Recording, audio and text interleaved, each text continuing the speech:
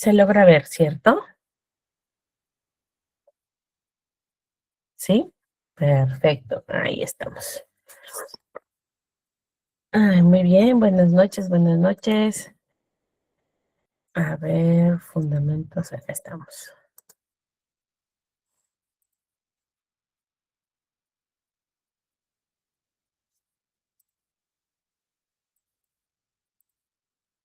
Ahí está. Ok.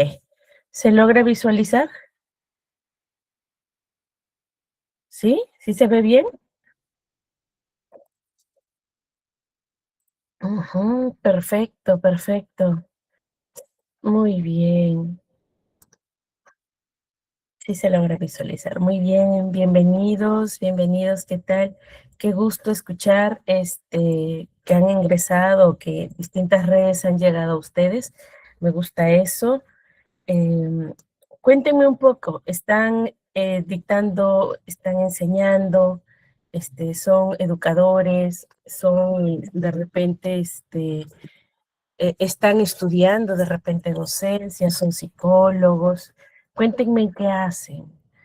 Están en aula de inicial, estudiante de educación, perfecto. Ay, ay, ay. Estudiante de educación, docente de primaria. Muy bien. Psicólogos por allí, estudiantes de psicología. Ay, qué bonito, Irasma. Un docente de primaria. ¿No se escucha? ¿No me escuchan?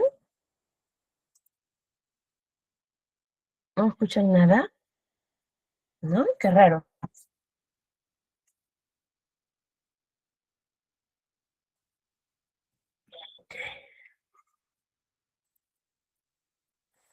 Sí te escucha, ¿no? Comparando con una alergia que no me quiere dejar. Bueno, ahí vamos a hacer lo mejor que podamos. Dice, estudiando el servicio, estás acompañando. Ok, Yexari, perdón. Muy bien. Docente universitario. Wow, muy bien. Atnaloy. Ujú, estudiantes, estudiantes. Muy bien. Por aquí, de repente, alguien que haya entrado con, porque de repente tiene por ahí un familiar, un hijito, un hermanito, que tiene necesidades educativas, de repente. Ujú,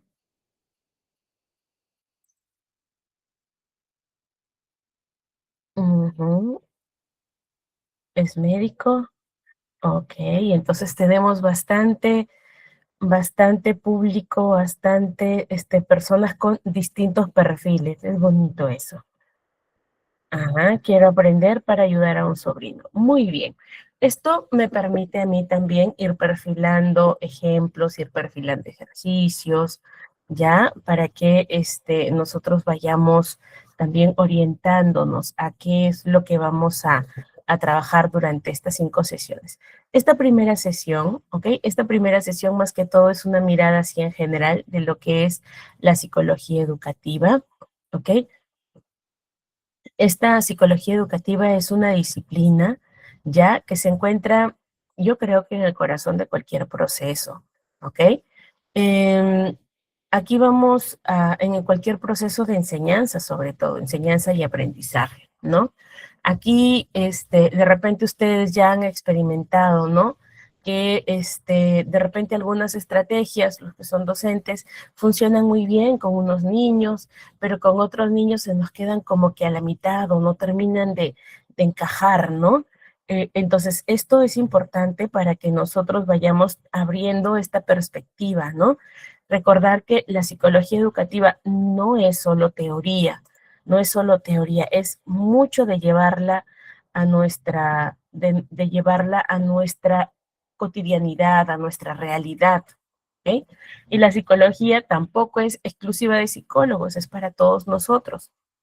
Lo que hacemos los psicólogos ya es desde otro enfoque, ¿no? Desde otro flanco para poder trabajar en conjunto con la pedagogía. Entonces, eso es lo que buscamos dentro de la psicología educativa. Es como imaginémosla como una cajita de herramientas, ¿ok? De repente en casa nosotros vemos que por aquí la chapa está algo dura de abrir, su aceitadita, pero de repente tengo un pernito por ahí que ajustar, su desarmador para poder ajustar, o de repente hay algo que no está encajando bien, lo arreglo. Entonces, esta caja de herramientas, ¿ok? Nos va a permitir que nosotros podamos comprender, podamos optimizar estos recursos, ¿ok? Para que estos procesos sean mucho más eficaces. ¿Listo? Entonces, la psicología educativa es el puente entre el conocer psicológicamente qué ocurre con una persona que está aprendiendo o en su proceso de aprendizaje y también qué es lo que pasa en nuestra práctica pedagógica diaria. ¿Listo? Así que hoy vamos a cubrir estos 3 objetivos. Ok, métodos para que memorice. Sí, son lo de la memoria, lo de olvidar rápido la información es un factor que veo mucho, ¿no? Incluso en estos meses que derivan muchos alumnos para hacer la evaluación psicológica, ¿no? O la evaluación de aptitud, porque justamente el niño, digámoslo así, ¿no? Estudia hoy, para mañana ya se está olvidando, y justamente estos meses de vacaciones en los que de repente en algunos lugares los chicos se desconectan completamente de lo que son las clases, malentendiendo lo que es vacacionar, ¿no? Entonces sí hace bastante daño. También, Brian, vemos en una parte lo que es conductas disruptivas, lo vamos a ver en gestión del aula, pero les comento que yo tengo un enfoque bastante conductista en el abordaje y en el trabajo que hago. De hecho, tengo que hacerlo, trabajo dificultades conductuales, emocionales, dificultades en el aprendizaje, así que el entorno es netamente conductual y por allí les voy a ir dando algunas percepciones o algunos puntos de vista desde ese enfoque, ¿ya? Así que sí, yo creo que va a estar bastante nutrida la clase con este grupo. Pregunten, eso sí, pregunten, tienen este espacio, ¿no? Vamos a dividir un ratito, David, ya te cedo el paso.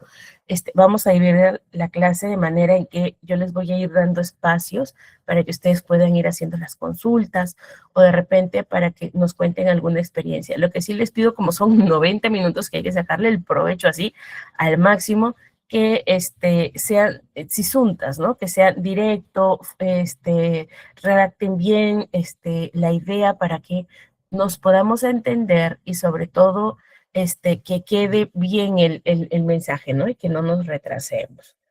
Este, Dale, David, antes de continuar, cuéntame. Si puedes abrir tu micrófono, me parece.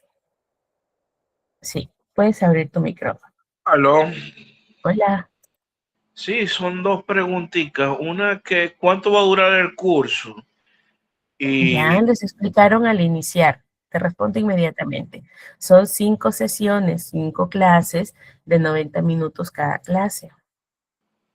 ya, sí, esa era yo sabía que esa quizás estaba, no la había leído. Y lo otro es que, bueno, yo quiero tener herramientas, pues yo necesito herramientas para mí en mi vida personal y también para ayudar a mi mamá, a mi papá, Ok, que ya son personas bueno. mayores. Esperamos que las puedas obtener aquí. Si no es completamente, que tengas esta orientación para que puedas ya de tu parte ir recabando mayor información. Ok, Una David, tercera, gracias por tu tercera bien confianza. cortica. No sé si ahorita se pueda responder o más adelante quizás se responderá. Yo a veces noto que tengo como cierto deterioro del lenguaje. Últimamente Ujú, me están costando decir palabras. O sea, pronunciar palabras que antes era muy normal, ahora me cuesta. ujú. Ok, ya, vamos, miren, gracias David por la participación y me sirve para poder darles también una orientación general. Las clases yo las formulo de manera que vemos el aprendizaje en general. ¿no? De repente esas dudas puntuales, esos casos respecto a usted son válidos, pero siempre que estén relacionados con la presentación, con la clase de hoy, yo les voy a dar por allí como que cabida para poder resolverlas. ¿Está bien? Si ya son temas puntuales, temas propios de ustedes, ¿no? Como en el caso de la experiencia que David nos cuenta, me quedo con la pregunta y ya la ventaja es que tengo esa facilidad, ¿no? De poder utilizarlo como ejemplo, poder encajarlo en algún concepto para no dejarlos con la pregunta y sin respuesta, ¿ok? Entonces vamos haciendo eso, igual anotado, David, y voy por ahí buscando algunas maneras de poder enlazarlo para poder resolver sus dudas. ¿Listo? Muy bien, entonces, les comentaba que los objetivos de esta sesión, ¿no? Son que nosotros, sobre todo, comprendamos los principios básicos de lo que es la psicología educativa, aprender a diferenciar estos roles, que es importantísimo, ¿ya? Importantísimo estos roles. Muchas veces, y últimamente conversando también con colegas, me decía, Jessica, al colegio vienen padres a que les resuelva de repente la forma en cómo se están relacionando papá y mamá. De repente al colegio viene la mamá a contarme que el chico de repente tiene un comportamiento completamente desigual al que venía teniendo, o de repente por ahí está teniendo malas juntas, o quizás es un niño que de repente por allí es muy tímido y buscan que en el colegio pues podamos resolver o ayudarle a hacer estas dificultades. También a veces se piensa que la escuela es quien va a intervenir o quien va a dar la terapia, ¿no? Entonces eso tiene que estar bien diferenciado, bien aprendido, ¿ok? Porque no son temas que podamos tratar desde el colegio. Entonces, importante entender cuáles son los roles tanto del psicólogo, del docente, como del auxiliar dentro de lo que es la enseñanza y aprendizaje. Las conductas disruptivas, identificar las conductas disruptivas, ¿te refieres? Claro, tiene que ver con el manejo del aula también, ¿ok? Son, como les comentaba, son digamos así que el eje central, hay que entender cómo funciona una conducta, ya qué función tiene. La conducta no aparece así por así, nada más. Tiene una función específica. Si ustedes tienen oportunidad de poder revisar, no sé, Arnold, si es que tenemos acceso a los cursos grabados, hay una clase específicamente en el formato en que hemos llevado el curso. Hay clases en las que específicamente trabajo modificación de conductas. Hay un curso de modificación de conducta también en el catálogo de cursos grabados ya que hay en ITEC, así que pueden revisar para ir complementando, ya que no nos va a dar el espacio para poder hablar puntualmente de esto. Así que miren, también nosotros constantemente venimos cambiando de repente el temario que venimos trabajando, pero la ventaja es que los cursos se quedan grabados, así que ustedes pueden darle su revisada, no les va a costar adicional por hacer esa revisión. ¿Listo? Así que, chicos, vayan viendo el catálogo de cosas que tenemos aquí en ITEC. Vamos bastante tiempo trabajando esto, que hemos cubierto bastantes flancos, ¿ok? Ya depende de ustedes de poder ir mirando el trabajo que hemos venido haciendo, ya que la mayoría de ustedes es por primera vez que se encuentran aquí. Entonces, es bonito porque van a descubrir todo el mundo ITEC, todo lo que ofrece, y de verdad que se van a enamorar de nosotros. ¿Listo?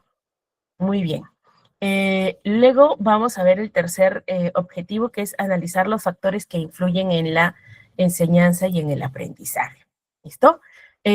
Arnold les comentaba un poquito de esta ruta educativa. Entonces, también cada curso va complementando otro, así que importante que ustedes nos sigan por ahí, nos sigan viendo, nos sigan revisando el material que tenemos para que puedan nutrir y complementar la información que van recibiendo por aquí. ¿Listo? Así que después de esta extensa introducción y explicación un poquito de qué es lo que les ofrecemos aquí desde nuestra parcelita de poder, citando a mi maestra, vamos a empezar, qué es lo que vamos a trabajar hoy. ¿Listo? Entonces, hoy Vamos a mirar vamos a mirar esta definición y el alcance de lo que es la psicología educativa, los ámbitos de aplicación de la psicología educativa. Vamos a mirar también en una segunda parte los aportes, ¿no? De Piaget con sus teorías Piaget, Vygotsky, Ausubel y Bandura, que es súper importante, ¿ok? Este enfoque, por ejemplo, Ausubel, Bandura, que va trabajando la parte conductual de observación, Vygotsky la parte socioemocional y Piaget con su teoría constructivista, ¿no? Cognitivo-constructivista. Y en la tercera parte, mirando esto de los roles, ¿ya? Y la ética que debemos tener en cuenta para nuestro abordaje o trabajo dentro del aula y también para tener en cuenta qué esperar desde la trincherita de profesor, ¿no? ¿Qué hago? ¿Cómo me ayudo? ¿Quién me ayuda con esto que estoy pasando? Entonces, eso es la mirada que vamos a tener hoy día. ¿Listo? Entonces, manos a la obra, ¿sí? Manos a la obra, perfecto. Aquí empezamos. Muy bien, entonces ya les venía poniendo un poquito en contexto de qué se trata la psicología educativa. Como les decía, es el eje fundamental para poder entender, ¿no? Yo no solamente voy a enfocarme en la parte de la pedagogía, sino también importante trabajar esta mirada desde la conducta, entendiendo que si el alumno de repente me responde o me imita o me hace un gesto, esa conducta no es personal, no es para mí, esa conducta responde a algo, es un síntoma, es una respuesta, cumple una función. Entonces, importante saber esto. También entender cuáles son estos factores socioemocionales que van a influir positivamente o negativamente en el aprendizaje y en el desarrollo del estudiante. ¿Ya? ¿Qué más vamos a ver ahora? ¿Ya? Vamos a ir mirando ahorita, ¿ya? Vamos a ir viendo cuáles son estos primeros, ¿ya?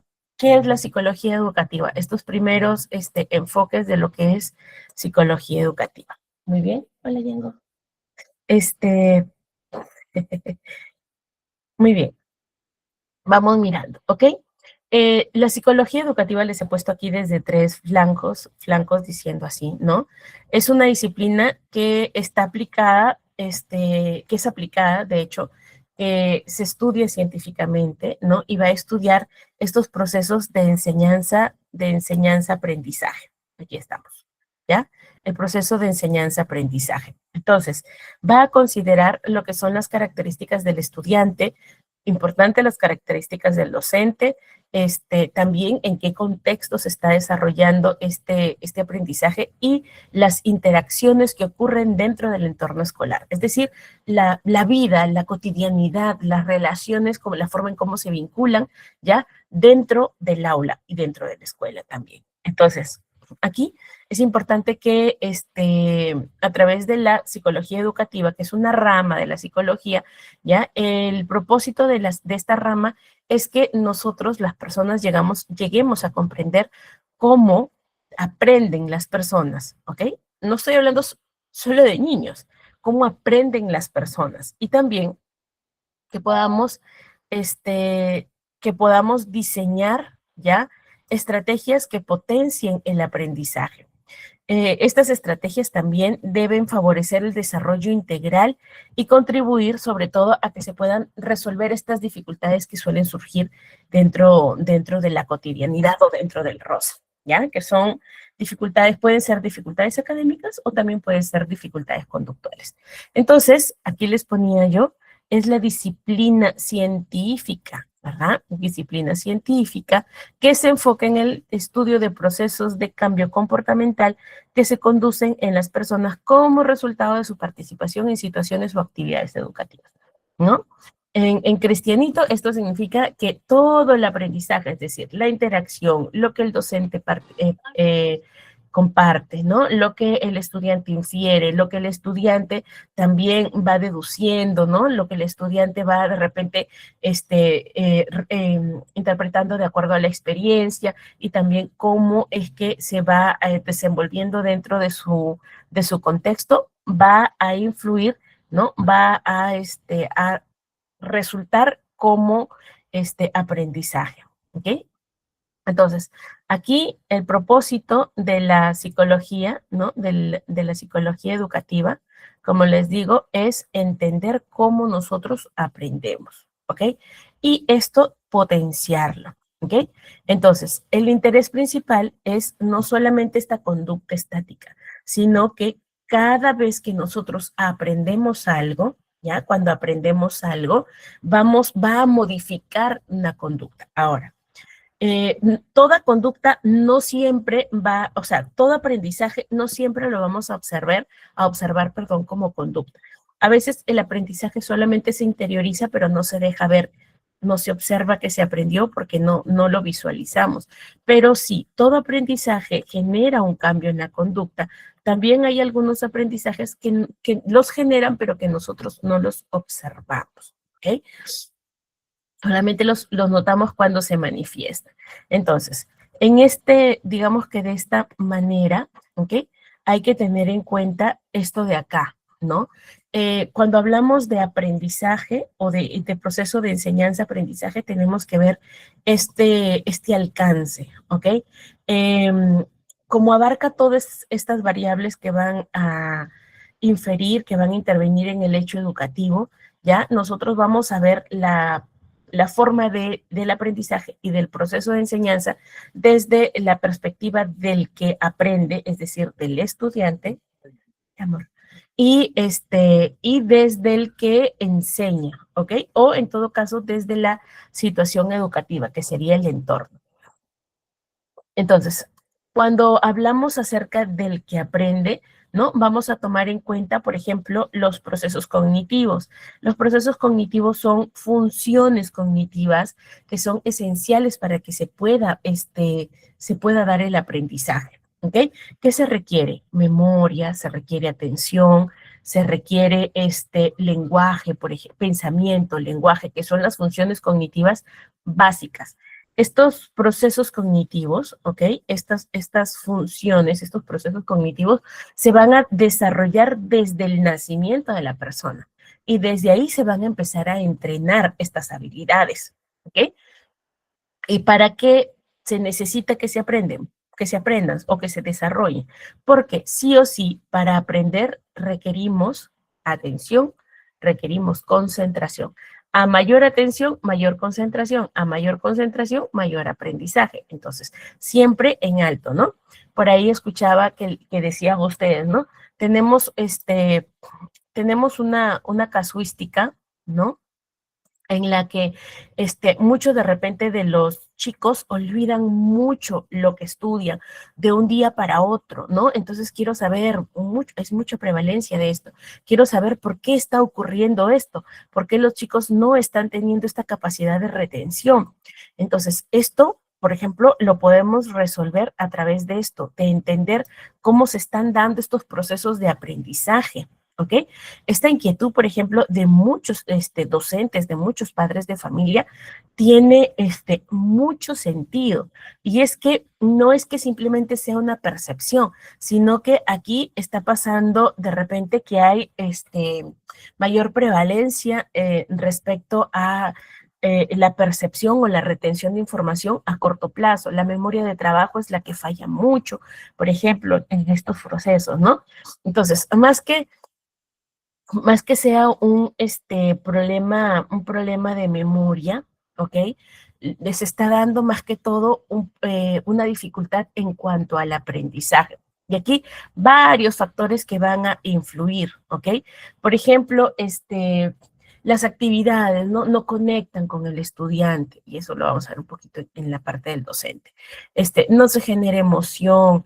Otra de las dificultades es que hay hiperestímulos y de repente nosotros no estamos desarrollando la habilidad para que la atención en realidad sea este filtro, ¿ya? Que es el filtro, pero la atención no se está utilizando con este propósito de filtrar los estímulos que podemos tener en el ambiente para poder dar pie a la concentración. Entonces, esta es otra de las dificultades que marca mucho, ¿ya? Marca mucho esta dispersión que tienen los chicos, ¿no?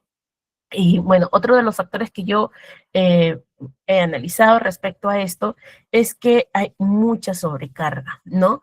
Mucho contenido, mucha información, no solo porque nosotros como docentes la brindemos, sino que de hecho por toda la forma o por todos los medios, algunos maestros dirían, no, es que ahora los chicos ya no piensan, buscan, es más, usan la inteligencia artificial, hazme esta tarea y te la saca, ¿no? Yo le digo, pero nos damos cuenta cuando los chicos no están realmente pensando, cuando los chicos realmente no están haciendo este trabajo. Entonces, esto también es un factor que influye mucho en esta sobrecarga cognitiva, ¿no? Hay poca repetición funcional de la información, hay mucha información que procesar y muy poquito tiempo el que se le asigna para poder procesar la información, ¿no? Entonces, hay más factores, pero ya ahorita me fijo en esos, recuerdo esos, porque hay que tomarlo en cuenta respecto a quien aprende, ¿ok? A quien aprende. Esto también tiene que ver con estas etapas de desarrollo que Piaget formula en su teoría, ¿no? Entonces, por ejemplo, Piaget habla mucho de estos enfoques de, por ejemplo, la teoría sensoriomotor, de repente la teoría de las habilidades preoperacionales, operacionales, ¿no? Entonces, aquí es importante que nosotros conozcamos cuál es digamos así, la evolución de la persona en el tiempo, ¿ok? Entonces, importante también conocer. Yo no le puedo decir a un niño de 4 años que me haga operaciones, por ejemplo, básicas, ¿no? Suma, resta, o que me identifique signos, porque todavía no está en eso, recién está cambiando de repente la forma del juego, la forma en cómo interactúan, la adaptación al entorno fuera de casa. Entonces, hay varios factores que van a influir y que nosotros debemos tener en cuenta, ¿ya? La motivación también es otro de los factores, lo que les comentaba un poquito que a veces no llegamos a los estudiantes, ¿no? Una vez un maestro me decía, o sea, yo tengo que ponerme como que de payaso para captar la atención. Ya era una comparación algo exagerada, pero es que en realidad tanto el docente como el psicólogo tiene que aprender yo creo que es como un efecto camaleón, tiene que aprender a volverse el pigmento del alumno que necesita el acompañamiento, ¿no? De los alumnos que tenemos. Y es que tienes que saber quién está delante de ti, tienes que conocer quién está delante de ti, quién aprende de ti, ¿ok? Cuando nosotros entendemos eso, podemos tener incluso la forma en cómo motivamos o iniciamos o enganchamos en una clase puede ser mucho más diversa. ¿Se acuerdan que al inicio les decía, ¿no? Que a veces hay algunos factores que funcionan con uno y con otros no. Cuando nosotros como docentes de repente nos somos extremadamente positivos o de repente no queremos mirar la situación o analizar el trabajo que hacemos, caemos en el error de pensar o de generalizar que como esto te funcionó con un grupo, te va a funcionar con otro. Y no siempre es así, no siempre. ¿Listo? Entonces, por eso es importante que tú conozcas quién está delante de ti, para que en base a eso, esta parte de aquí, que es la motivación, estos factores que de repente tus alumnos puede que no la tengan, la motivación interna, y tú tengas que utilizar muchos recursos externos para motivar, enganchar, y que a partir de ahí empiezan a nacer los factores internos de motivación. Pero cuando no, tú tienes, no volverte un payaso, pero tienes que mimetizarte con el estudiante, con quien tienes delante de ti. Y eso sí es una cualidad, ¿ya? Sí es una cualidad que la aprendes a través de la pedagogía. Muy bien. Luego tenemos esto de las diferencias individuales, que tiene que ver justamente con lo que le platicaba, ¿no? ¿Quién está delante de ti? ¿Cómo aprende? Sus estilos cognitivos, estas necesidades educativas que puede tener y también estas diferencias individuales. Las diferencias individuales no es que una persona las tiene y los demás no. Todos. Todos estamos inmersos en las diferencias individuales, porque no tenemos el mismo proceso, por ejemplo, de aprendizaje, no tenemos el mismo grado de desarrollo de la atención, no tenemos el mismo grado de desarrollo de la metacognición, por ejemplo, ¿no? Entonces, sí es importante que nosotros conozcamos a quién está delante. ¿Listo? Y luego esta parte de aquí, del entorno, ¿ya? Del entorno. Entonces, el entorno viene a ser toda la situación educativa, ¿listo? Aquí vamos a ver el contexto, las herramientas que se tienen y las interacciones también que van a facilitar el aprendizaje. Entonces, el primer contexto o el primer situación que vamos a ver es del que enseña, ¿ok? Del que enseña, que tiene que ver con el docente. Entonces, aquí es, aquí es esto del estilos de enseñanza, ¿ok? Los estilos de enseñanza. Las expectativas que también se tiene, ¿no? El docente, ¿qué estilo de enseñanza utiliza? ¿Qué expectativas tiene acerca de los alumnos y de su mismo trabajo? ¿Cómo maneje el aula, no? Por ahí decían, las conductas disruptivas. Imagínense que en un aula tenga dos o tres chicos que tienen conductas disruptivas y que de repente estas conductas se generalizan en los demás estudiantes, ¿no? Acuérdense que la conducta tanto buena, la conducta como la conducta inadecuada o adecuada, vamos a decirle, si no buena ni mala, se aprende, ¿ok? Así se aprende lo bueno, más rápido se aprende lo malo y más si el estudiante recibe los reforzadores equivocados. Entonces, ¿cuán importante es el manejo del aula ahora? Manejo del aula no solo implica, por ahí no me van a dejar mentir los docentes que están por acá, manejo de aula no solo implica al estudiante con el que debes interactuar, ¿no? Sino también con la familia, con el contexto, ¿cierto? Con la familia. Entonces, aquí es importante el manejo del aula y la relación pedagógica también. Otro aporte o otro que debemos tener en cuenta es el currículo. Ayer justamente venía platicando con una familiar acerca de su niña, ¿no? Sobre los colegios. El tema salió así porque cara está la educación, sobre todo la educación básica privada, ¿no? Y yo le decía, oye, casi, le decía, yo estudié en la universidad con menos presupuesto del que se estudia ahora la educación básica, ¿no? Y me decía, sí, hola chicos, y me decía, sí, está súper cara. De hecho, el colegio, chicos, por favor, el micrófono, les voy a desactivar si siguen así, ¿ah? Tranquilos, tranquilos, déjenme avanzar, por favor. Y me decía, ¿no? Si el colegio está orientado a esto, es un colegio de ciencias. Mi hija está muy orientada a lo que es artística, responde a la parte del colegio, pero tiene otro perfil, ¿no? Si yo veo que el perfil ya va como que separándose, a pesar de que está en un colegio de ciencias, rinde, ¿no? Es una de las niñas que está dentro de los 10 primeros puestos de las aulas del grado en el que está, pero, por ejemplo,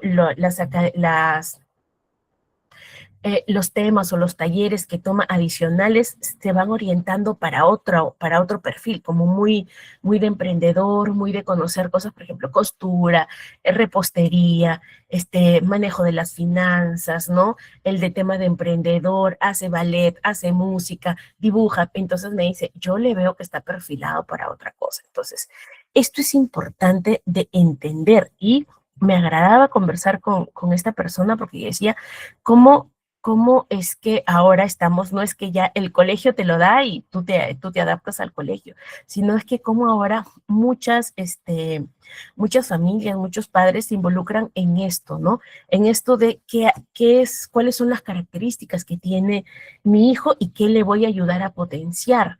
Entonces, el currículum, ¿ya? El diseño que tenga el colegio, la cultura que tenga el colegio va a influir también bastante, va a influir en la forma en cómo el chico va a desarrollarse. Imagínense, ustedes tienen un estudiante o tienes estudiantes que tienen así, diría, citando a Gardner, tiene su inteligencia musical, personal, de repente naturalista por allí, o intrapersonal muy desarrollada, y lo tenemos en un colegio donde potencia las matemáticas, donde potencia las lenguas, donde su perfil es por allí. Entonces, es como que tenemos a un gato en una pecera, forzándolo a ser pez, ¿no? Entonces, no se puede. Por eso es importante que desde aquí, desde los planes de estudio, desde la implementación, la evaluación, nosotros observemos cuál es la cultura que tiene la institución, el entorno. ¿Listo? El clima escolar también tiene que ver, todos los docentes deberían. Yo creo que sí, pero es más, Yexani, todos los docentes, cuando llevan la formación, llevan módulos de psicología. Claro, que no es la carrera, ¿no? Pero tienen conocimientos básicos de lo que es gestión del aula, manejo de conductas dentro del aula, ¿no? Identificación de los factores, diferenciales dentro del aula, pero cambian, o sea, ya no es lo mismo lo que estamos viendo ahora con lo que teníamos años atrás, por ejemplo. Ya, pongamos aquí, a inicios nada más de este ciclo, en el 2000, ¿no? Todavía como que no se tenía mucho en boga o no se consideraba mucho esto de las diferencias individuales. Entonces, muchos de los maestros tienen esta escuela antigua y a veces son bastante flexibles en pensamiento, son personas que se adaptan muy bien, pero también tenemos otro grupo de maestros que son reticentes, ¿no? Que les cuesta mucho cambiar la forma, que todavía por ahí tienen ciertas dificultades. Entonces, eso es importante, ¿ok? El que nosotros vayamos capacitándonos, entrenándonos, nos va a ir dando otra mirada. No lo usas de repente en el momento, pero te llega el caso, te llega de repente te llega el niño que te exige que tú puedas abrirte a estas posibilidades. Entonces, eso es el pensamiento que debemos tener como docentes, flexibilidad, adaptabilidad. Ese es el entorno que se necesita, mucho más con la realidad que tenemos ahora. ¿Listo? Entonces, eso es importante de ver. La cultura institucional, cómo son los factores de convivencia, cómo manejan las crisis dentro del colegio, si tienen protocolos de actuación o no. Los colegios estatales, o sea, al menos en Perú, la educación pública tiene un montón de protocolos a los cuales los colegios deben ceñirse, ¿no? El Estado, aunque parezca dejado, en realidad tiene muchas políticas preventivas, ¿ok? Dentro de las escuelas, solo que a veces nosotros no las conocemos, ¿ok? Y la ignorancia pues es atrevida, ¿no? Entonces, no conocemos, decimos no hay, pero no es que no haya, es que sí hay, pero no sabemos aplicarlas o no las conocemos. Entonces, eso también es importante de entenderlo. Veo que aquí hay personas de otros países, entonces imagino que lo mismo deben tener en otros países, ¿no? Sus protocolos de atención, por ejemplo, acá en Perú tenemos el currículo anual, no me acuerdo cómo se llama, se me fue el nombre.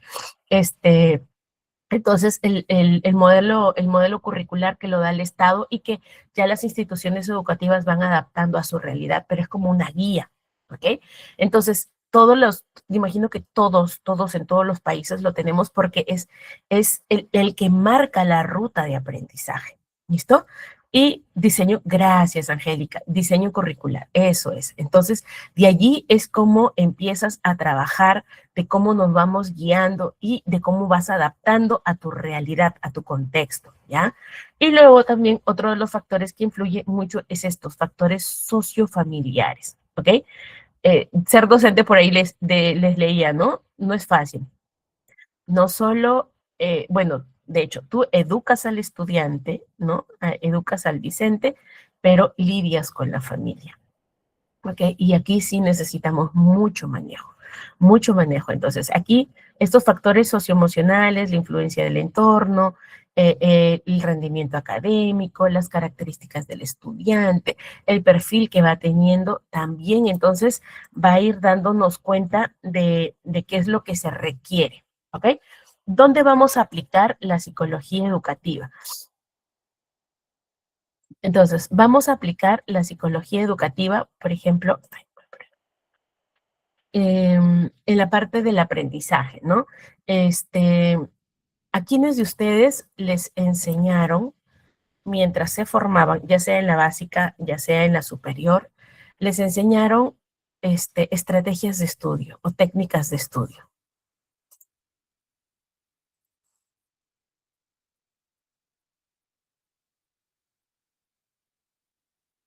¿Les enseñaron o no les enseñaron?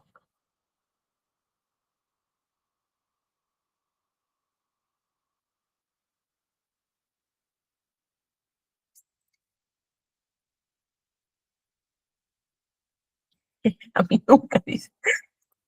En la facultad, a mí nada, a mí no, nunca, hasta ahora.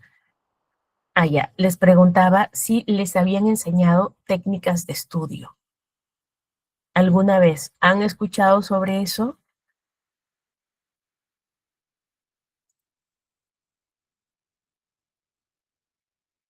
Nunca. Miren, y es que sí es la realidad. A veces en la parte solo por tutoriales, pero ya lo conoces, ¿cierto? Ok, muchas veces, ¿no? Tenemos a los estudiantes en las escuelas, en la educación básica inicial, y luego en la superior, que viene a ser la educación, perdón, secundaria, ¿ok? Que es el tercer nivel de la básica regular en Perú, de la básica regular en Perú.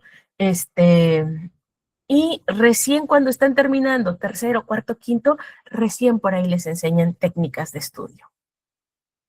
Y les enseñan, por ejemplo, técnicas de tomar nota, el, este, el repaso espaciado, ¿no? Sí, ¿ok? ¿Por qué?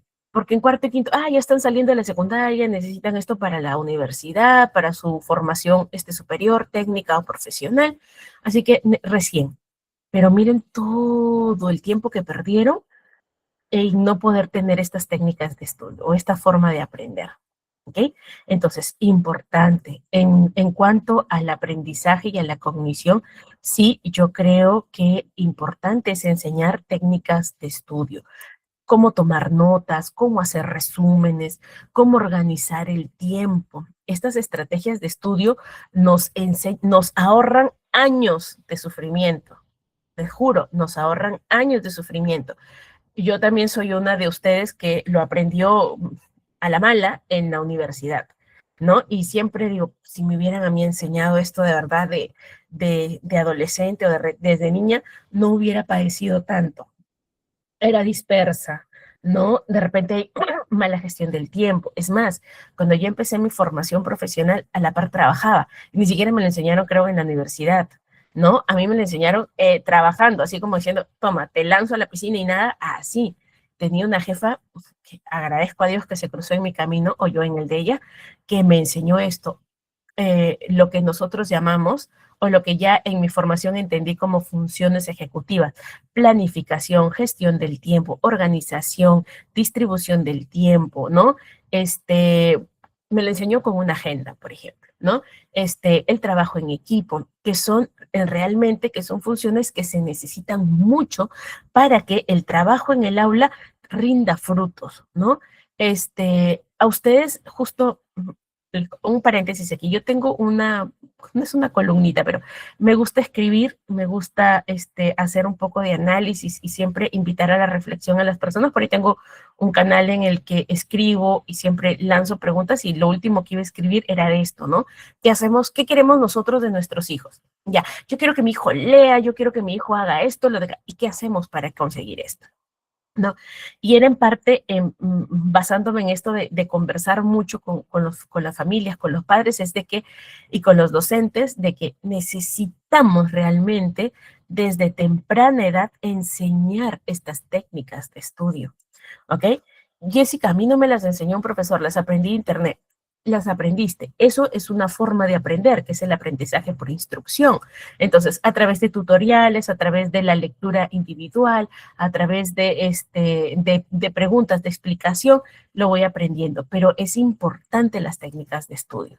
Y no es que yo tomando notas voy a aprender todo. Es técnicas de estudio y también cómo aplican esas técnicas de estudio a las distintas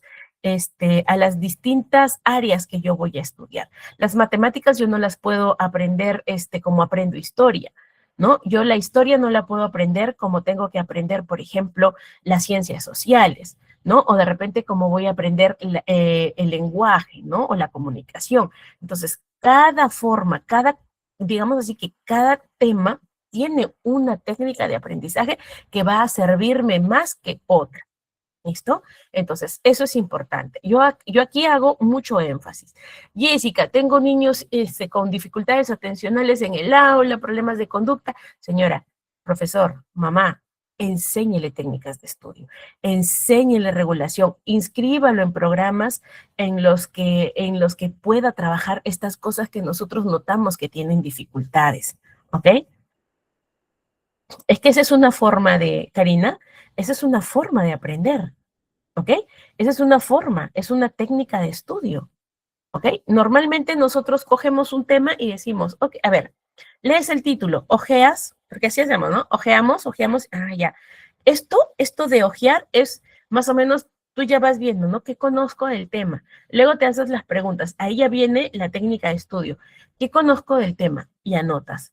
¿Qué sé de esto? ¿Qué me falta aprender? ¿Qué me gustaría desarrollar en esto? Entonces, esas técnicas de estudio, si tú las aprendes, por ejemplo, hay muchos de los chicos que me dicen, profesora, para mí se me hace más fácil aprender inteligencia artificial. Yo le digo, si dejas que la inteligencia artificial haga el trabajo por ti, ellos se van a volver inteligentes y nosotros vamos a quedar apenas inteligentes. Pero si utilizas estas técnicas de estudio, como decía Karina, averiguo que sé de un tema, pregunto, hago consultas, debato con la inteligencia artificial, entonces, ¿estoy estudiando o no estoy estudiando?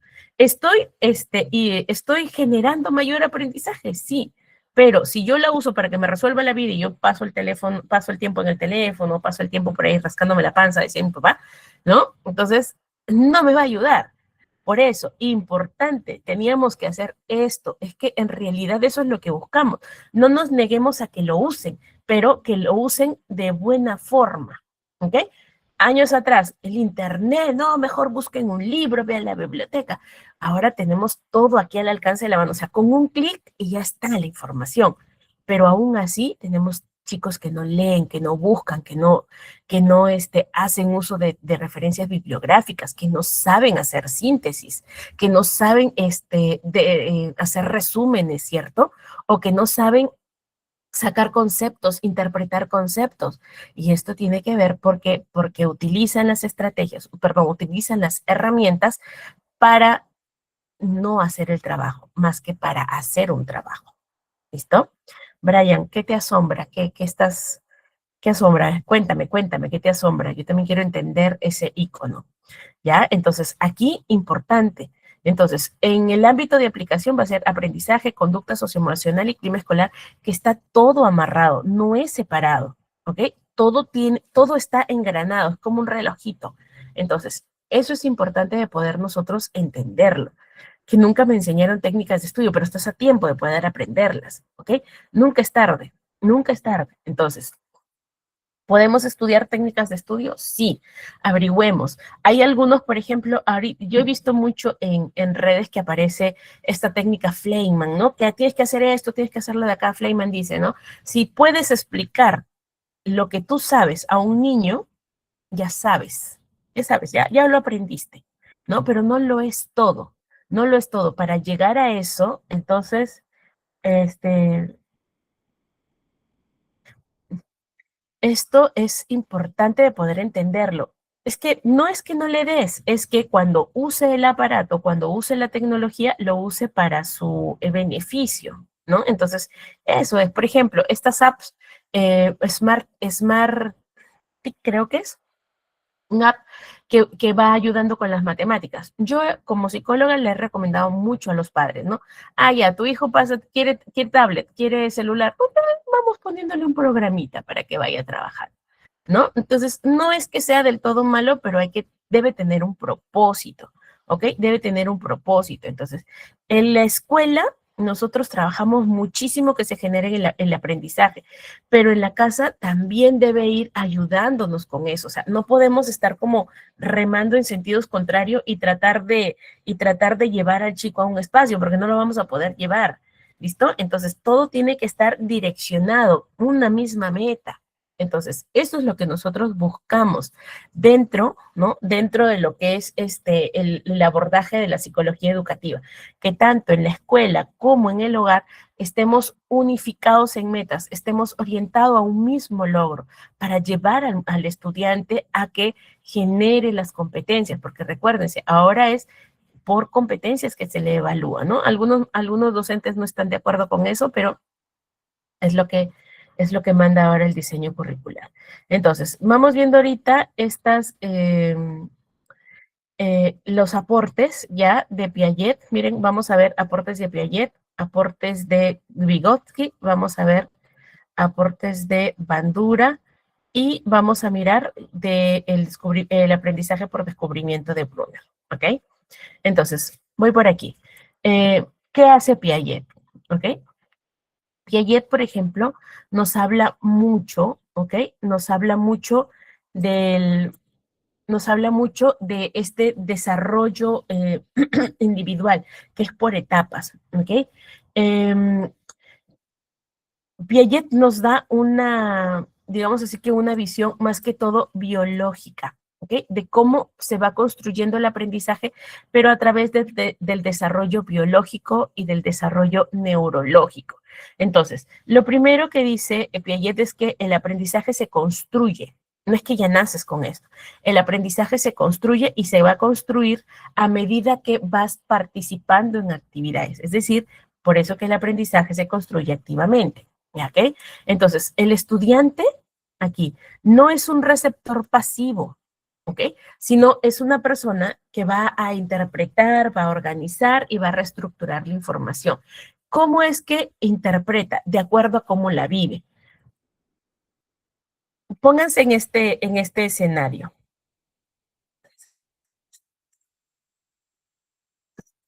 Ajá, sí, Angelita. Sí, Angélica, perdón. Técnicas de estudio, pensamiento crítico, la capacidad de poder reinterpretar los textos, ¿no? De sintetizar. Ujú, sí, pero se hace con varias actividades. Es con ir, no forzando, sino ir mostrando de a poco, para que el estudiante vaya teniendo gusto por, ¿no? Yo no puedo decirle a mi hijo, lee, si a ti te ve pues haciendo otras actividades, somos modelo, ¿no? Entonces, no, ándale, tú lee, mientras yo me divierto, me río viendo TikToks, me río viendo la novela. Entonces, lee tú, leo yo. Miramos algo de diversión, miras tú, miro yo, lo mismo, ¿no? Este, Algunos me preguntan, Jessica, ¿es recomendable darles celular a los chicos? No, no y mil veces no. No deben tener un aparato, ¿no? Y pasa, por ejemplo, en este tipo de familias que son monoparentales y que de repente el padre tiene mala relación con la madre o la madre con el padre, y para no triangular la información, teléfono para el chiquito, teléfono para la niña, para el adolescente, para que se comunique directamente con el papá. ¿Y qué hace qué uso le da ese teléfono? Y a veces hasta sin control parental. Entonces, no va a permitir que el niño desarrolle. Piaget, con su teoría del aprendizaje constructivo, dice, el niño tiene que explorar. Pero, ¿qué explora? ¿A través de qué? A través de los ojos de otra persona. Entonces, aprende lo que la otra persona desea que aprenda, no a lo que él se expone. ¿Entienden? ¿No? Entonces, aquí importante que el chico explore, que sea él el sujeto, el que va aprendiendo. Les iba a poner el ejemplo antes de que se me olvide, ¿ya? Yo sé que la mayoría le tiene miedo, por ejemplo, a los ratones, ¿ok? Pero el miedo es aprendido, por si acaso.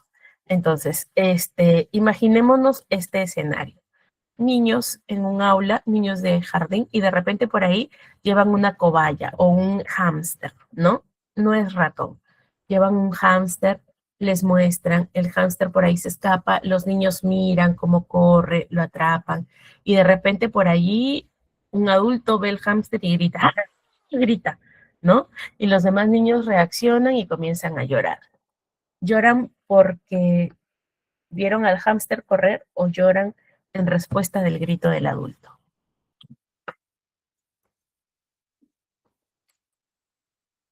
¿Qué creen ustedes?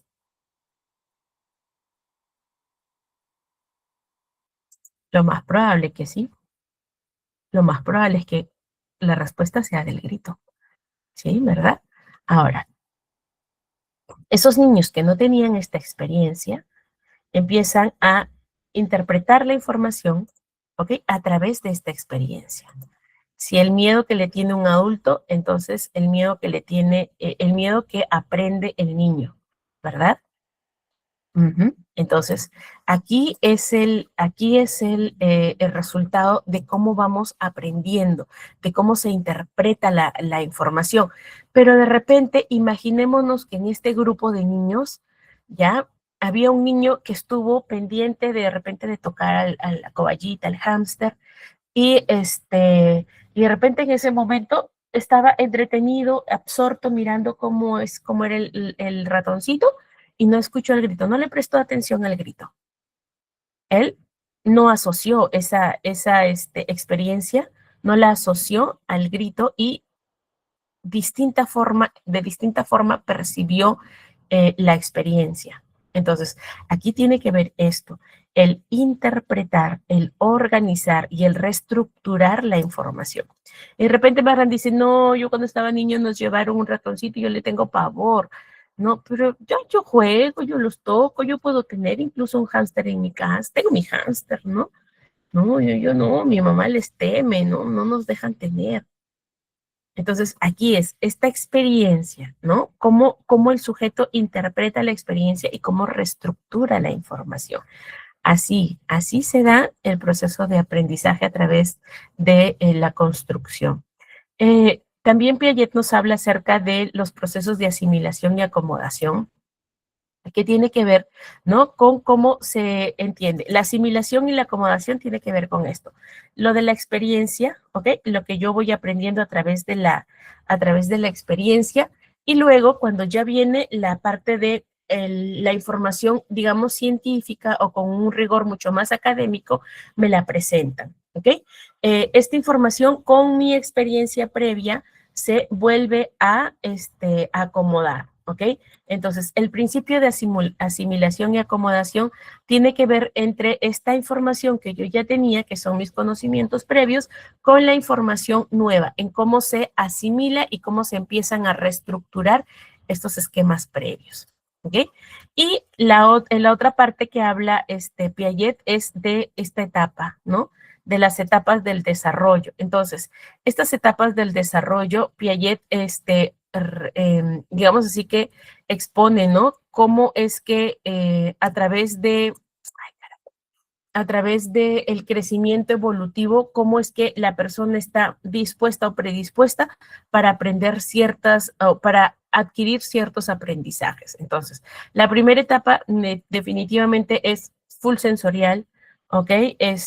Mucho de motor, mucho de movimiento, así que requiere esta parte de acá, del movimiento, de la exploración. Entonces, lo sensorio-motor no solamente se enfoca en que desarrolle lo físico y lo sensitivo, sino también que a raíz de esto, a raíz del desarrollo de la psicomotricidad, va desarrollando también lo que es lo social, lo afectivo y lo emocional individual.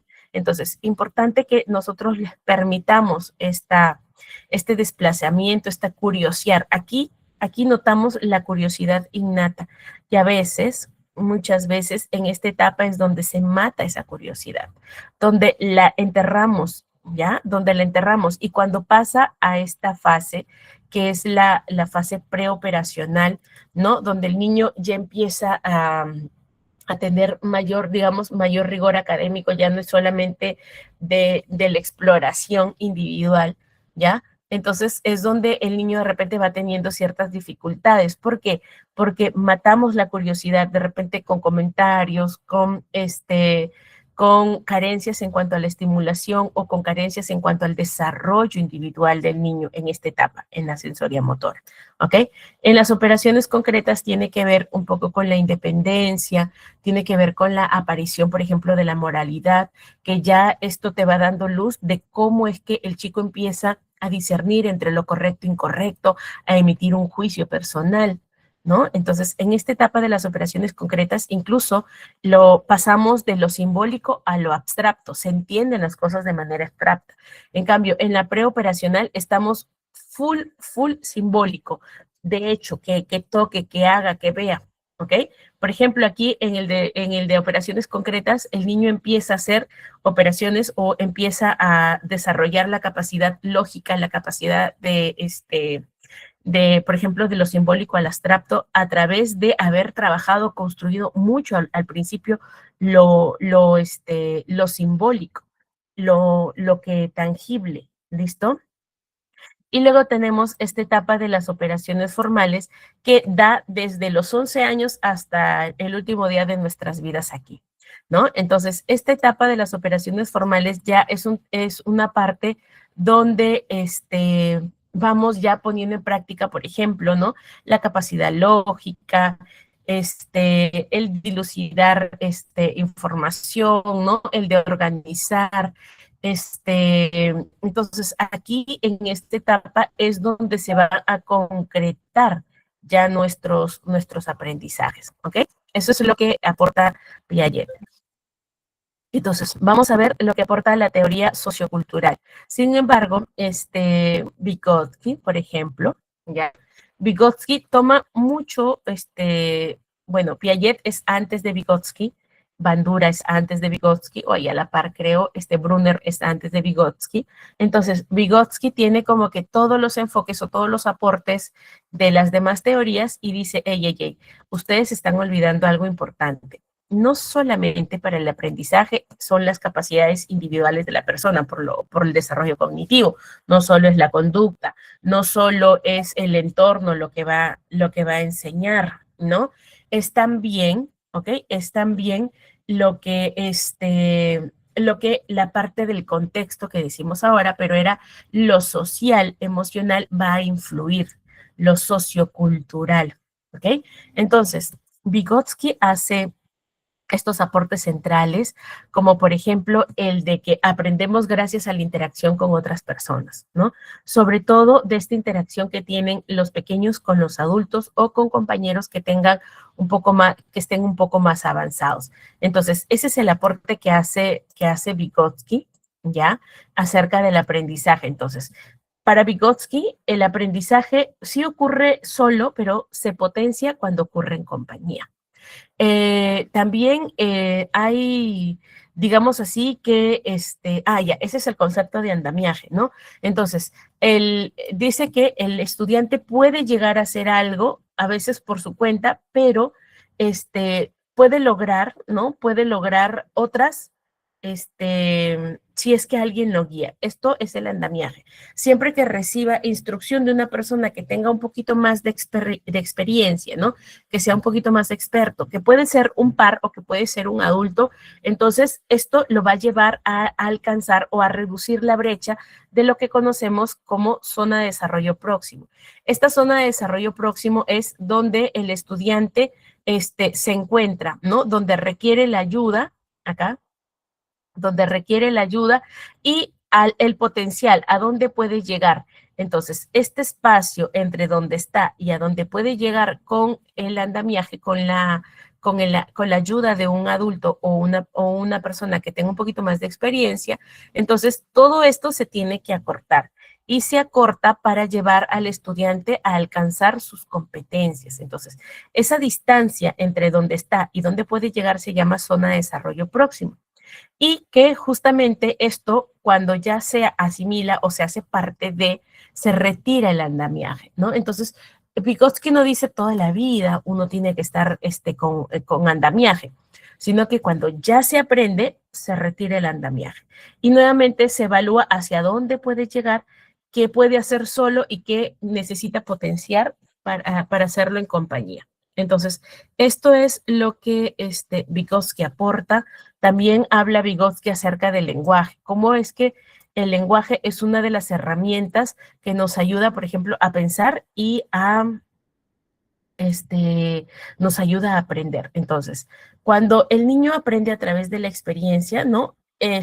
Lo guarda de manera simbólica, guarda la experiencia aquí, pero cuando el niño logra, el niño o la persona logra explicar lo que aprendió, aquí ya hemos visto que se produjo aprendizaje. ¿Y qué necesita, no? ¿Qué sistemas culturales o qué signos necesita para poder mostrar que aprendió? El lenguaje. ¿Ok? El lenguaje. Entonces, importante el lenguaje para poder aprender y para poder pensar. Entonces, aquí es importante que con la ayuda adecuada el estudiante no, dice, ¿no? Va a potenciar la capacidad. ¿Listo? Ahora tenemos, dice, no hay interés en un libro en colores de juego recreativo. Ah, claro, claro, Jailet. Es que se han reemplazado algunos recursos, ¿no? Y que, como les digo, sin la guía o sin el apoyo necesario o sin el objetivo claro, no se le puede sacar provecho. No es malo un equipo, pero el tiempo en el que use el equipo debe ser provechoso, o sea, deberíamos orientarlo a que pueda potenciar el aprendizaje, ¿ok? Pero si yo le doy, como a muchos de nosotros pudo haber pasado, si nos dan el teléfono o el televisor como niñeros, entonces es allí la dificultad, ¿no? Y más si es que esto ocurre en los primeros 5 años.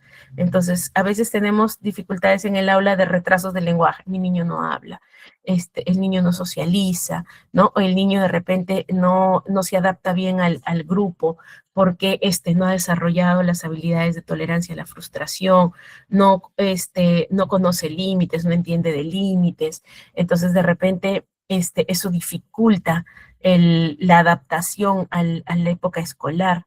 Entonces, sí es importante que en esta etapa, si utilizamos todo el aporte de lo que nos enseña la teoría de Vygotsky, de Piaget, es que los 5 primeros años necesita explorar, jugar, compartir, tener mucha interacción con personas, con adultos, con niños de su propia edad, ¿ok? Para que pueda aprender, desarrollar el intelecto a través de la exposición y de la exploración. ¿Ya? Entonces, Vygotsky, ya hablamos de Piaget. Vygotsky diría, ¿no? Déjalo que esté con otros niños, la parte sociocultural va a influir también en cómo vaya aprendiendo. De hecho, el tema de las normas no las enseñamos nosotros, ¿no? El no golpear, el esto, se infieren, el niño observa con otros y entiende también lo que debe hacer. Auswell, por ejemplo, habla acerca del aprendizaje significativo, ¿ya? Carla, se hace una evaluación. Al inicio del año escolar, los docentes deben realizar esta evaluación para ver cómo está entrando el niño al aula. ¿Por qué es importante esta evaluación? Porque también a raíz de esto puedes tú ir viendo cómo va logrando competencias, ¿no? Si al inicio tú pones que ya logró todas las competencias, entonces, ¿qué le vamos a enseñar? Por eso tienes que saber cómo inicia a mitad de año, de repente por ahí cada 3 o 4 meses, haces una siguiente evaluación para ir viendo. La evaluación no solo compite al tema intelectual, también tiene que ver con la forma de adaptación, el manejo, por ejemplo, de conducta prosocial, ¿no? Ya, luego les voy a por ahí mandar algunas definiciones de lo que hablo, pero si me pongo a explicarlos ahorita me voy a tardar más, ya nos queda poquito tiempo. Entonces, sí es importante que se vayan haciendo estas evaluaciones. Por favor, ayúdense, apóyense con el psicólogo de la escuela. Nosotros, como psicólogos dentro del colegio, podemos desarrollar o podemos hacer un cuestionario sencillo de algunas conductas, sobre todo que nosotros vamos a evaluar. Ya es una encuesta rapidita para que el docente pueda aplicarla en el aula. Es individual. ¿Ok? Esto lo tengo que hacer de manera individual. Y no solamente es con el alumno, es también con la familia, porque yo tengo que cruzar información, ¿ok? Entonces, sí es importante hacer esto. Formato, ¿cuándo he hecho esto? Debo buscar. Hace tiempo que no hago estas evaluaciones iniciales porque ya en el colegio lo trabajan con las pruebas que hemos diseñado, ¿no? Pues son unos tipo encuestas. Pero ya, les busco y les voy compartiendo. Al final del curso, a todos los que lleguen al final del curso, les vamos a ir compartiendo este material. ¿Listo? Es también para que ustedes estudien con nosotros, no solo se queden con el material. No son pruebas, no son test, no lo confundan. Son evaluador de indicadores, es de lo que tú observas. Es que en realidad, para que tú puedas identificar qué conducta o qué hay que trabajar en el niño, necesitas hacer una observación. Y esto a veces es lo que genera, de repente, un poquito de dificultades entre la labor del docente y la labor del psicólogo. Pero tú, ¿cómo te das cuenta que algo no está bien? Porque sabes que es lo esperado dentro de la edad. Por ejemplo, un niño de 5 años que arranche objetos de otros compañeros, que de repente muerda, ¿no? Que el niño no haya desarrollado el lenguaje, ¿no te da señales de alerta de que algo no está desarrollando adecuadamente allí? Sí, ¿verdad? Y no necesitas ser psicólogo, necesitas entender cómo es el desarrollo evolutivo. Entonces, esta medición de indicadores va por allí, va perfilando, ¿no? ¿A dónde debería estar el niño en esta etapa? No lo está, perfecto, no está, no está, no está, no hay progreso. En 4 meses, los mismos indicadores evalúo. ¿Dónde está el niño después del trabajo que hemos hecho? Es más, esta evaluación inicial te sirve también para que tú sepas qué debes utilizar dentro del aula. Ah, aquí ya mejoramos, aquí falta pulir, perfecto. Entonces, es un registro individual. Yo sé que el trabajo docente nos ocupa el 120% de tiempo que no tenemos, ¿cierto? Pero este evaluar, este conocer al inicio, les prometo que nos gasta un poco de tiempo al inicio, pero que nos va a facilitar la vida del año escolar, ¿ok? Y sobre todo, porque esto va a alinear al trabajo que con el padre de familia vas a hacer. Entonces, al papito, a la mamita, ¿no? O de repente al cuidador principal que tenga el niño. Entonces, mire, de hecho, que cuando inicias el año escolar, se les habla a los padres que se hace una evaluación, ¿no? Que es una evaluación de indicadores más que todo. No es una evaluación psicoeducativa, ni tampoco es un test el que aplicamos. Es como una encuesta. ¿Ok? Entonces se les va a aplicar esto para ver cómo está entrando el niño al aula. Yo les garantizo que si hacen esto, les prometo que les arregla la vida. Les prometo. Así que tómense el tiempo, hagan esta evaluación, ¿ok? Erania, deslízate si estás desde el celular, a veces se pierde, para que puedas llegar al inicio donde estamos compartiendo. A veces se van por los participantes, entonces por eso no te sale. Ya, y entonces, no se equivoquen. A ver, a ver, a ver. No son test. Aprendan a definir, ¿ok? No son test, son cuestionarios en los que incluso no necesitas que te los dé otra persona, puedes diseñarlos tú. Diséñalos. ¿A qué grado en qué grado estás enseñando? Primero de primaria. Ok. Entonces, ¿cómo debe llegar el niño al primero? Destrezas motoras, ¿no? Agarre de lápiz, debe completar trazos, ya debe haber, al menos reproducción de letras, ¿no? De palabras, conocimiento de algunas, fonemas, ¿no? Formación de sílabas. Entonces, ya vas viendo eso. ¿Cierto? ¿Qué más debe tener en primer grado? Lectura, no todos lo obtienen, pero debe saber escribir su nombre, debe tener desarrollada la consigna de ubicación, ¿no? Arriba, abajo, delante, atrás, derecha, izquierda, desarrollada la lateralidad, por ejemplo. Entonces, eso es lo que vas a evaluar, eso es el criterio. En la parte emocional, ¿qué debe tener? Un niño de 6 años que entra primero, ok, debe seguir consignas, debe tomar decisiones, debe desarrollar acuerdos, ¿no? De repente, y te vas a dar cuenta que de repente hay chiquitos que están en primer grado y dicen, tú no me corras, no hagas esto. Entonces, estamos viendo que debe aprender a trabajar en equipo, no lo tiene, o debe aceptar consignas, entonces no las tiene, no desarrolló, ¿no? Esa es la parte socioemocional. Luego te vas para la parte social y luego te vas para la parte académico. A ver, ya vimos emocional, social, académico, cognitivo y el aprendizaje, ¿no? Entonces, de acuerdo a esas áreas, tú vas formando. Si yo les doy, no van a saber qué evaluar. Ustedes tienen que formar los indicadores, tienen que armar los indicadores que van a querer evaluar, que quieren medir. ¿Qué es lo normal, la problemática habitual que tenemos en estos grados?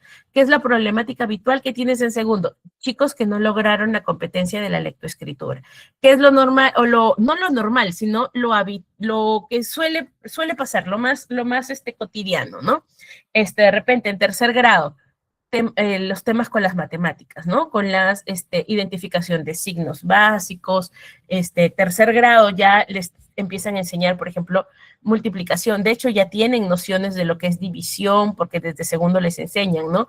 Lo que son condiciones de división, multiplicación, potenciación, ya les empiezan a enseñar, ¿no? Entonces, eso es lo que debemos ir viendo, ¿no? Ya tiene estas competencias, perfecto, entonces va a estar más fácil. Hago mi semana de adaptación, hago mi semana de evaluaciones, empiezo con ejercicios, ¿listo? Sus periodos atencionales que también voy a ir considerando, ¿no? ¿Cuánto es el tiempo que de repente el estudiante dura sentado, ¿no? El tiempo es su periodo atencional. Entonces, ustedes de acuerdo a esos indicadores van construyendo su medición, ¿listo? Eso es. Fácil, se las doy. ChatGPT, hazme una lista, no sé cuánto, y se las mando. Pero no tiene sentido. Voy a relacionarlo con esto que les estoy presentando en pantalla, el aprendizaje significativo. No va a tener sentido para ustedes porque la hizo otra persona, considerando, ni siquiera otra persona, considerando criterios que de repente a veces ni se adaptan a la realidad de tu estudiante. ¿Listo? Entonces, construyan ustedes sus cuestionarios. Nadie les va a refutar, es lo que ustedes están observando, de su experiencia, de lo que suelen trabajar dentro del aula. Que si yo no estoy en aula, soy estudiante, no te preocupes. Si eres estudiante, entonces lee todo lo que es desarrollo, ¿no? La evolución de la persona, ¿no? El ser humano. Tienes que saber eso. Si como docente, como estudiante de docencia o perfilándote para esto, no conoces cuál es el desarrollo evolutivo de la persona, estás frita. ¿Vas a ir a hacer qué? Entonces, es importante que yo entienda esto, entienda qué competencia va a ir desarrollando la persona para que en base a eso yo también abra el trabajo. Claro, para mí es importantísimo el diagnóstico inicial. No hay psicólogo en mi colegio, no importa, lo haces tú desde tu perfil, desde docente, que también puedes complementar la parte socioemocional, claro, claro que la puedes complementar, ¿no? El chico puede trabajar en equipo, se organiza, gestiona el tiempo, lo hace todo apurado, entrega las tareas a tiempo, las hace él solo, se frustra cuando no logra la actividad, o de repente tú observas, es un niño que responde y de repente borra, y vuelve a responder y vuelve a borrar. Eso también es un indicador que medimos, ¿no? Entonces, eso es importante que ustedes presten mucha atención y observen para que podamos diseñar estas herramientas ustedes mismos. ¿Listo? No se preocupen, yo les paso el modelo, incluso lo no esta semana, estoy ya con estoy terminando un curso igual con ITEC, así que estoy todavía estudiando para poder dictar mi última clase. Así que no lo voy a poder hacer esta semana. Les prometo, antes de terminar el curso de psicología educativa, les comparto, pero les voy a compartir de esta manera. Se los voy a enfocar en qué deben considerar de acuerdo a la edad o de acuerdo a la etapa de desarrollo cognitivo y social, ¿ya? Y emocional. Porque les voy a poner por ahí, ya les voy a enseñar una teoría que es una de las que a mí me encanta trabajar, que es la teoría del desarrollo socioemocional de Erickson.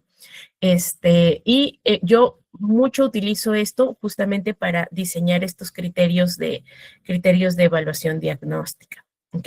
Entonces, una vez que ustedes comprendan, se las aprendan estas teorías y las entiendan, las pueden llevar a la cancha, las pueden llevar a hacer su trabajo mucho más fácil. Para eso existen las teorías. ¿Listo? Ya sufrieron estas personas, aprendiendo, tratando de llegar a los conceptos, a las definiciones, ya nosotros la tenemos recontra fácil. ¿ok? Entonces, usas la teoría y la aplicas a tu parte práctica. Para término del curso se los tengo. Es más, se me está ocurriendo algo. Ya, se los voy a dar como regalito para que se certifiquen. Y se los voy a hacer bien, bien hechicito. Conceptos como si fuera una clase adicional, ¿ok? Pero se las voy a dar en documento. Ya, se las voy a hacer, pero ya saben, quienes se certifiquen, se los doy ahí es su premio por terminar y por apoyarnos, porque en realidad eso implica estudio, tiempo de nosotros, como les dije, también tenemos actividades organizadas y pues ya, me voy a comprar tiempito para hacérselos, para ponerles algo de bibliografía también para que ustedes vayan aprendiendo. ¿Les parece? ¿Sí? Ya está. Mi coordinador no me va a dejarme olvidar, porque ya cuando yo ofrezco algo por aquí, sí o sí lo cumplimos. Entonces, yo anoto para poder cumplirles este compromiso. ¿Perfecto? Sí, no se preocupen. En el grupo de WhatsApp y también cuando se registren en la página web, ustedes van a poder descargar por allí, el material que tenemos, participar con las preguntas, hacer los quiz que a veces ponemos. Así que van a tener el material. De eso pierdan cuidado. ¿Listo? Muy bien. ¿Qué más? Ya, ahí está. Ya ven, ustedes me dan más chamba, pero está bien, me gusta. No les expliqué de Auswell, perdón. Vamos a ir desarrollando esto también a partir de la segunda clase, ¿ok? Y lo vamos a ir desarrollando, pero aquí sí quería esta mirada en general. A mí me encanta enseñar el tema de Auswell para que ustedes vayan abriendo esta perspectiva, y es que para Auswell, el conocimiento previo, si lo hablamos desde los aportes de Vygotsky y de Piaget, estos aportes previos es la experiencia, ¿ok? Todo lo que tú experimentaste, todo lo que tú viviste, le pasó esto a tal persona, mira, a mí también me pasó, te identificas. Es que esto es lo que hace que te impacte lo que vas a vivir. Esto hace que tú te comprometas con algo, ¿ok? Para Auswell, lo nuevo se aprende mejor si es que conecta con algo de lo que nosotros ya sabemos. Mejor si es experiencia propia, pero también cuando es experiencia de otros, ¿ok? Entonces, para Auswell, el aprendizaje es conocimiento previo, ¿ya? Entonces, según esta teoría del aprendizaje significativo, cuando nosotros conectamos esta información con algo familiar, se produce este estallido que le llamamos aprendizaje significativo. Conectamos mucho mejor con las referencias, ¿ok? Con tu cotidianidad, con tu vivencia. Te enganchas mejor. Entonces, para él eso es importante. Y otro de los factores que Auswell tiene es que antes de que nosotros empecemos a enseñar, lo que les venía repitiendo, es importante que conozcas quién es tu estudiante, ¿ok? Entonces, antes de evaluar, ya antes de enseñar, tienes que aprender quién es la persona que está delante de ti. ¿Listo? Es un niño que le gusta, por ejemplo, yo cuando hago reforzamientos en cuanto a matemáticas, así, yo hago ejemplos. Es más, cuando tengo mis sesiones individuales con los chicos, ya, enséñame, 5 minutos, trabajamos tanto y te ganas 5 o 10 minutos, muéstrame tu juego. Pero mi mamá no me deja, ya hablo con los papás y les digo que es como que su reforzador por haber trabajado su premio, ¿no? Entonces vienen, me enseñan Roblox, por ejemplo, estoy aprendiendo ahorita. De verdad, me doy vergüenza, ¿no? Me doy vergüenza ahí como que, y yo estoy todavía mirando la tecla y moviendo y subiendo, le digo, bueno, me voy a demorar un montón porque yo los fastidio, digo, ya estoy viejita, aprendo lento, pero ya, dale, enséñame, ¿no? Y es que tiene que haber esto, porque no le puedes enseñar a alguien si es que tú no muestras que también tienes algo que aprender. Y nosotros tenemos que aprender a leer quién es nuestro estudiante, ¿ok? Entonces, para mí, yo les dejo esto de mis 12 años de experiencia trabajando en la parte educativa, tienes que conocer a quién está delante de ti. Allí conectas, allí el niño también te aprende a conocer, entiende cómo es la exigencia, entiende, por ejemplo, cuando el maestro de repente por ahí utiliza una forma de corrección que es mucho más severa, que no es porque atentes contra el niño, sino aprende a entender tu lenguaje cuando tú entiendes su lenguaje. ¿Listo? Por eso Auswell para mí es súper importante, ¿ok? En este aspecto. Y otro de los conceptos que tiene Auswell es acerca de que memorizar no es tan eficaz como cuando tú comprendes, ¿ok? Como cuando tú relacionas, como cuando tú llevas a la vivencia. Entonces, esto también. ¿Hay cosas que se deben memorizar? Sí. Historia, por ejemplo, necesita fechas, datos, biología necesita memorización, porque no es que tú interpretes memorización. Las ciencias necesitan memorización, las matemáticas memorización de fórmulas, pero también hay parte en la que tú puedes aprender a relacionar ideas, ¿ok? Entonces, esto es el aprendizaje en Auswell. Y vuelo, perdón, para enseñarles lo del aprendizaje social y la autoeficacia. Nos vamos a quedar sin tiempo para poder explicarles lo del rol, pero no se preocupen. Lo del rol lo vamos a ir viendo durante todas las sesiones, ¿ya? Todas las sesiones lo vamos a ir viendo, porque es algo que sí les voy a hacer hincapié para que vayamos diferenciando hasta dónde podemos llegar en nuestro abordaje o en nuestro trabajo, como el rol del docente, tanto como el rol del psicólogo educativo. ¿Listo? Entonces, Bandura, miren por qué es importantísimo aprender la teoría de Bandura. Les decía al inicio, toda la conducta se aprende, sea buena o sea conducta inadecuada, ¿cierto? ¿Verdad? Todos estamos claro allí, todo se aprende, lo bueno y lo malo, ¿cierto? Es porque, según la teoría de Bandura, ¿ok? Que es la teoría del aprendizaje social, aprendemos observando a otros. Bandura explica, ¿ok? Que las personas aprenden mirando lo que los otros hacen. Ejemplo de adulto.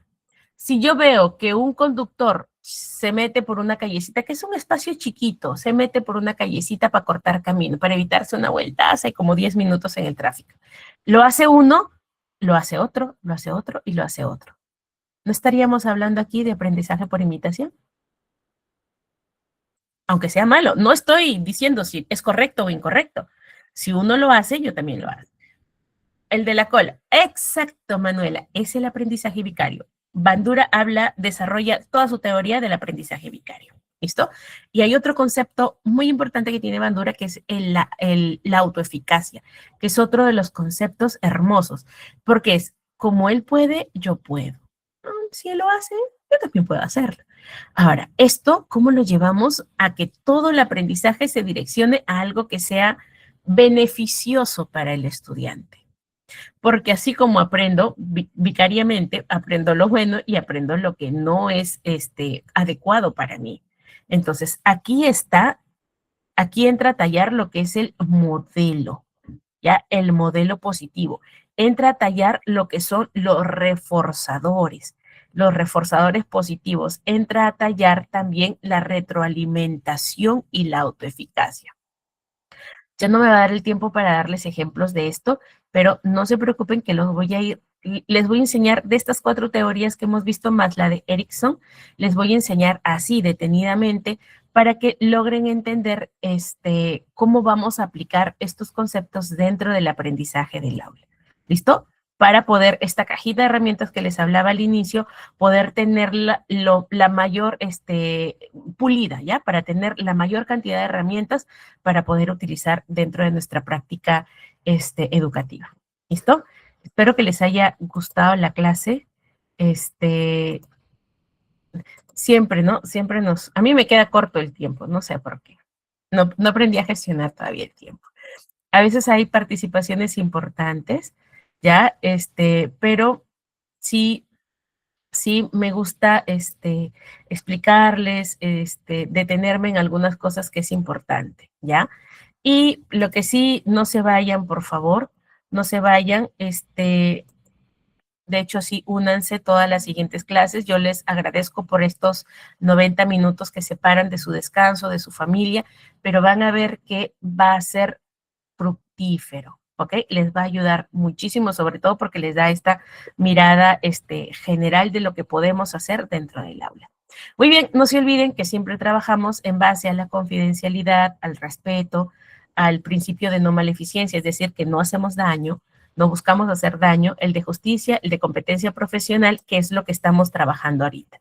El de poder entrenarnos para cumplir con este principio que forma parte de la ética. ¿Listo? Conmigo hasta aquí, cuídense, tengan bonita noche, por favor no se vayan, yo me quedo con ustedes acompañándolos hasta el final para escuchar los alcances y que Arnold pues nos explique de qué se trata el acceso a la plataforma. Cuídense, bonita noche.